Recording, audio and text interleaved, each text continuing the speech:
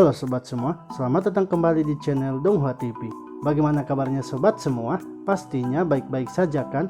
Tak lupa, saya selalu mendoakan agar sobat semua diberikan kesehatan dan dilancarkan semua urusannya. Di video kali ini, saya akan melanjutkan cerita dari Donghua Jade Dynasty di part ke-24-nya. Pada part sebelumnya, Chopin dipanggil ke aula utama untuk diadili, di mana saat itu telah berkumpul murid-murid dari sekte Qingyun, kuil Tianyan, dan lomba Fenxiang. Ketua Dao Xuan pun mempertanyakan Chopin yang telah melakukan kesalahan dengan mempelajari teknik dari kuil Tianyan. Akan tetapi, Chopin ternyata tidak ingin memberitahukan dari mana ia mempelajarinya, sebab ia sudah berjanji.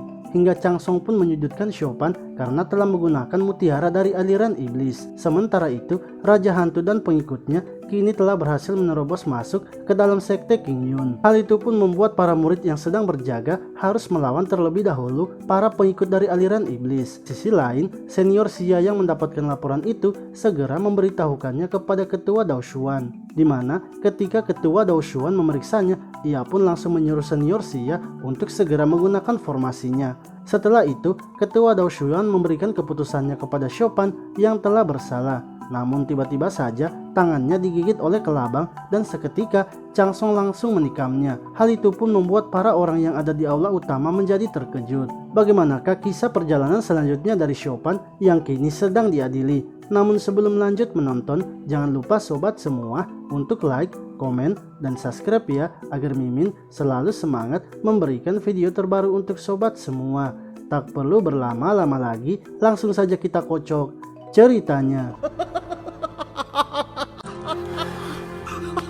Cerita dilanjutkan dengan Changsong yang sangat senang karena telah berhasil melukai Ketua Dao Xuan. Tian Bui pun mempertanyakan mengapa Changsong telah berkhianat dan bekerja sama dengan aliran iblis. Namun Changsong kembali mengingatkan mereka atas apa yang telah terjadi pada senior mereka, yaitu senior Wan, di mana menurut Changsong senior Wan lah yang harusnya menjadi ketua sekte Qingyun, sebab ia sangatlah hebat dan ditakuti oleh para aliran iblis. Akan tetapi, menurut para petinggi sekte Qingyun, kejadian tersebut sudah lama dan harusnya tidak diungkit lagi. Changsong pun bercerita bahwa senior Wan telah memperlakukannya seperti saudaranya dan telah menyelamatkannya. Kejadian 100 tahun yang lalu sangat membuatnya menyesal karena tak bisa menyelamatkannya. Tian Bui pun mengatakan bahwa itu semua hanyalah kesalahpahaman. Namun Changsong tidak peduli dan bersiap membalaskan dendam senior Wan serta menghancurkan sekte Qingyun. Ketua Dao Xuan tidak menyangka bahwa Changsong masih menyimpan kejadian sebelumnya di dalam hatinya. Lalu tiba-tiba seorang murid datang melaporkan bahwa ajaran iblis kini telah datang menyerang. Ketua Dao Xuan kemudian menyuruh Tian Bui untuk menahan Changsong dan ia akan pergi mengambil pedang leluhur. Sementara petinggi yang lainnya pergi menahan para aliran iblis yang akan menyerang. Begitu pula dengan murid dari lomba Fenxiang dan kuil Tianyan. Namun Master Pu Hong memilih untuk melindungi Ketua Dao Xuan.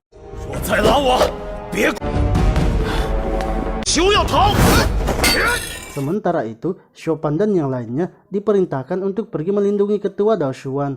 Lalu, saat Master Pu Hong mengikuti Ketua Dao Xuan, tiba-tiba saja Sang Guan menghampirinya. Akan tetapi, tak disangka Sang Guan langsung menusuk Master Pu Hong. Setelah itu, Sang Guan kemudian mengejar Ketua Dao Xuan dan langsung menyerangnya, yang membuat Ketua Dao Xuan mengetahui identitas sebenarnya dari Seng Guan, yaitu Shoyin dari aula Chengsheng.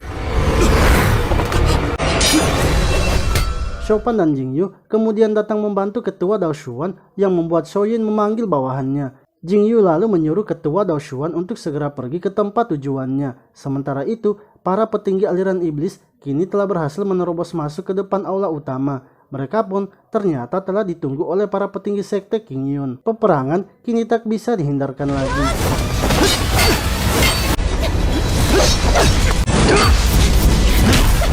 Di sisi lain, Chopin dan Jingyu masih berusaha melawan anak buah Shoyin. Mereka pun berhasil mengalahkannya dan bekerja sama melawan Shoyin yang tinggal seorang diri. Jingyu kemudian menyuruh Chopin untuk menjaga pintu masuk di gua Huanyu, dan dia sendiri yang akan melawan Shoyin. Sementara di dalam aula utama, Changsong dan Tian Bui masih saja bertarung. Tian Buyi yang berusaha menyadarkan Changsong malah membuat Changsong semakin marah dan terus menyerangnya. Tian Buyi akhirnya mengeluarkan jurus tebasan naga apinya untuk menghentikan serangan Changsong. Akibat dari serangan itu membuat mereka pun terlempar keluar dari aula utama. Lalu tiba-tiba Tian Buyi pun mendapatkan serangan. Sementara itu, Jing Yu yang sedang melawan Soyin kemudian mengeluarkan jurus pamungkasnya yang sudah ia pelajari. Dengan menggunakan pedang naganya itu, ia terus saja menyerang Soyin. Namun ternyata serangannya itu bisa dihentikan oleh Soyin dan membuat Jing Yu terjatuh. Ketika Jing Yu akan mendapatkan serangan, tiba-tiba saja seorang pria misterius datang menyelamatkannya. Soyin kemudian menyuruh anak buahnya untuk menyerang, namun dengan gampangnya ia menghindari serangan itu dan mengatakan kepada Jing Yu untuk memperhatikan cara menggunakan pedang naganya. Sementara itu, Raja Hantulah yang ternyata datang membantu Changsong. Hal itu pun membuat Tian Buyi semakin marah dan langsung menyerang Raja Hantu. Namun serangannya itu dapat dengan mudah dihentikan oleh Raja Hantu. Para petinggi yang lainnya melihat kalau Tian Buyi sedang melawan Changsong dan Raja Hantu. Mereka akhirnya membantu Tian Buyi melawan Raja Hantu. Namun serangan-serangan para petinggi sekte Qingyun dapat dihindari oleh Raja Hantu, di mana Raja Hantu pun berhasil mengalahkan petinggi sekte Qingyun.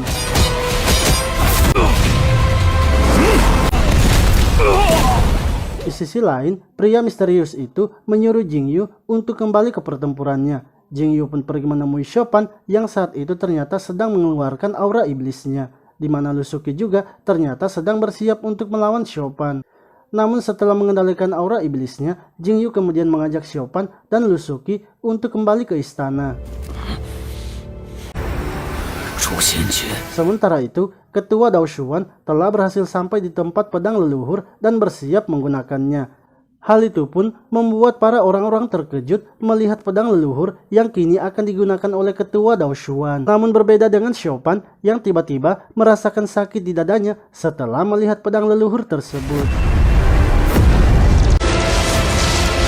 Oke sobat semua, itulah tadi cerita dari Donghua Jet Dynasty di part ke-24-nya. Nantikan lagi cerita selanjutnya ya, karena cerita peperangan sekte Qingyun dan ajaran iblis belumlah berakhir. Terima kasih telah menonton video ini, sampai jumpa lagi di video selanjutnya.